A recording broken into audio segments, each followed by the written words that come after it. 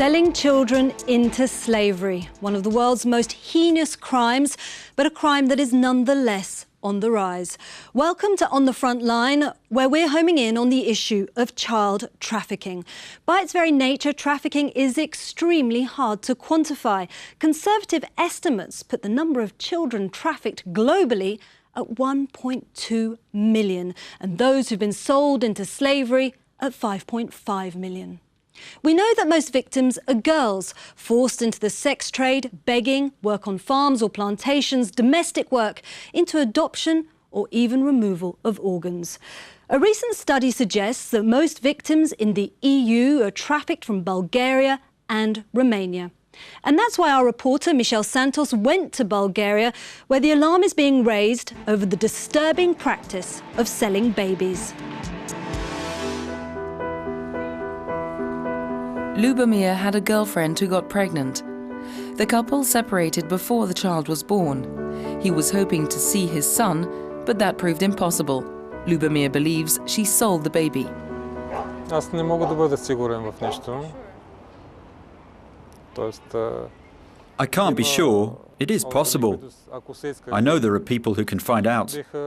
I have my theory, but I can't prove it. It is a standard scheme. It is something that happens and that's widely known. The mother, Victoria as she wants to be called, says she has given the baby to another boyfriend she was seeing at the time. She denies selling her child.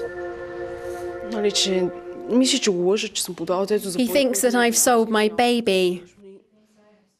I would never do such a thing.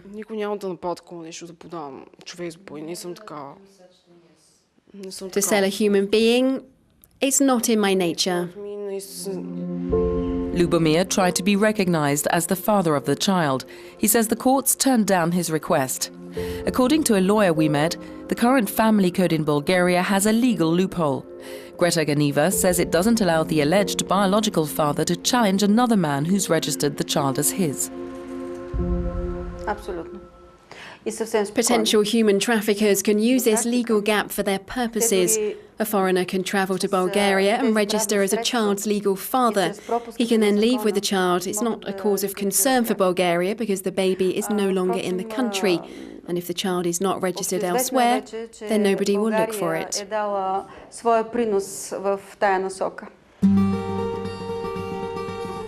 Ultimately, Lubomir's case could turn out to be a family row or an illegal adoption. But it highlights concerns over human trafficking in Bulgaria, where the legal loophole can be exploited to sell babies. According to the Bulgarian Anti-Human Trafficking Agency, poverty is the reason most women decide to sell their babies. The agency says many of them come from the Roma community. They head to Greece to give birth because the law there is less strict. They give birth in a Greek hospital. Then, because of the system and the legal system in Greece, it's very, how to say, it's free, it's not complicated. So if you give birth, the only paper that the mother receives is just a piece of paper like this, that you have the name of the mother and only the sex of the baby. That's it. What happens next is unclear, but with tight adoption rules in Europe, it's believed many of these babies are then illegally sold on to couples looking for a child to adopt. I'm joined on the front line by Rani Hong, UN Gift Special Advisor on Human Trafficking, and Colin Walker, Deputy Director of the UK branch of the NGO ECPAT, a leading rights organisation for children. Rani, tragically, you have an insider's view on child trafficking. Can you briefly tell us your story? Yes, I was born in southern part of India, and I was kidnapped from my mom and sold into slavery. I was a 7-year-old child, innocent. And what happened is I got trafficked into the other state, and where I did not know the language, I didn't know anyone there, and I couldn't ask for help.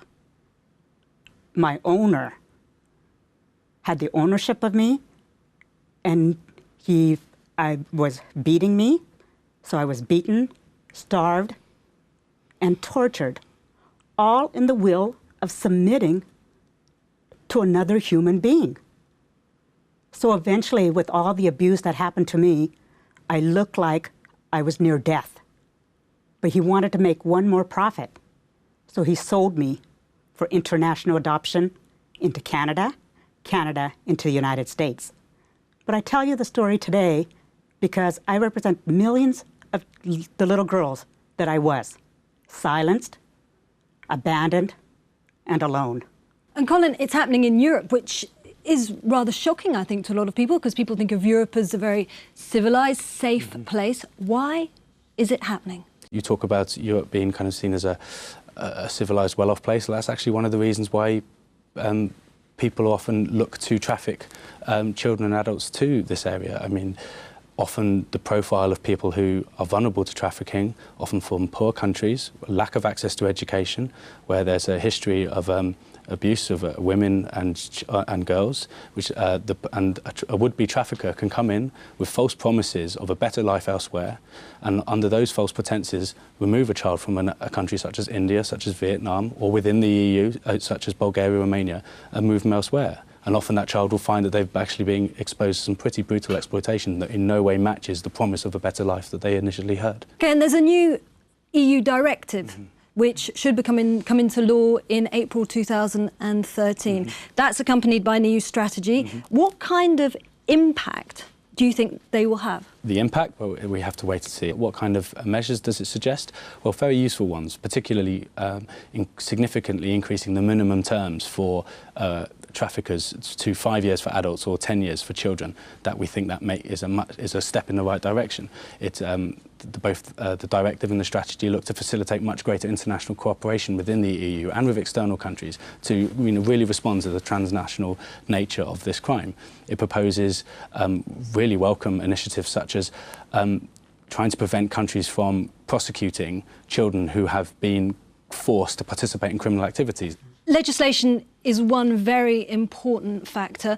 It's the case of supply and demand. How else can you stop the demand? We need to bring public awareness.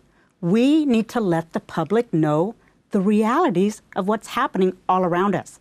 So one way to reduce it, again, is public awareness. The other one is we, as consumers, we need to watch the products that we're buying. But the reality is, slavery touches the fabric of our everyday lives. And this is who the consumers are. And we need to be responsible. I'd like you to listen to this soundbite from Stop the Traffic. Companies like Nestle, Kraft and Mars source their cocoa from the Ivory Coast, where children have been trafficked. Chocolate for us is just one industry that has child trafficking in its supply chain. We could be looking at the garment industry. We could be looking at our mobile phones. Rani, are there sanctions in place now that are targeting big industries that are working? You know, we are seeing a trend of corporations and businesses that are stepping up to the plate. They realize, oh my goodness, I better watch out because I wouldn't want my product to be tainted by slavery. So we are starting to see initiatives such as corporate social responsibility programs within the businesses. We, as consumers, and the audiences listening to us, need to hold businesses accountable so they will not be using child slaves. Because I was one of those child slaves. And it's horrific. It's traumatizing the child.